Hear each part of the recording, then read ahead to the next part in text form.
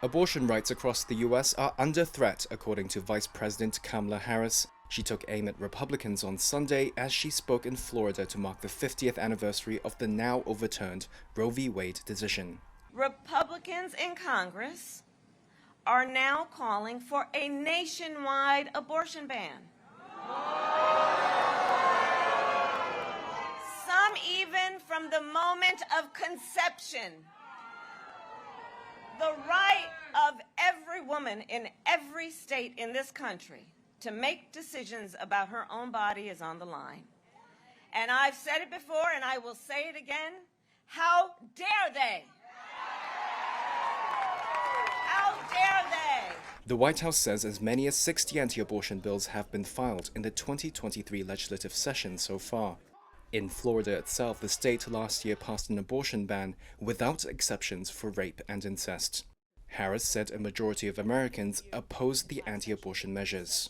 Democrats and some Republicans cite concerns about the loss of abortion rights for Republicans' weaker than expected performance in last year's midterm elections. From Kansas to California, Michigan, Montana, Kentucky, and Vermont, they spoke with their vote.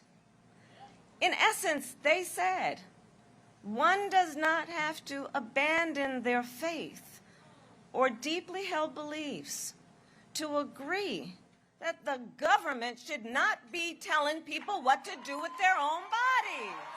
Harris's comments came as thousands of people across the US held rallies and events to mark the Roe v. Wade ruling, which since 1973 conferred women the constitutional right to abortion, until the US Supreme Court overturned it in June last year.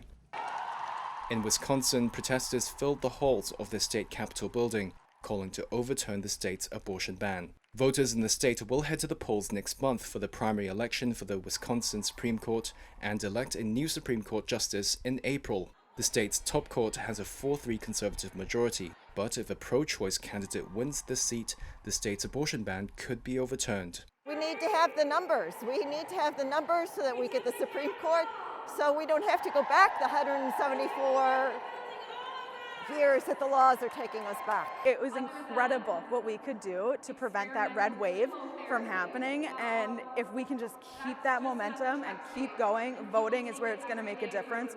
Abortion is also expected to be a key issue in the 2024 elections.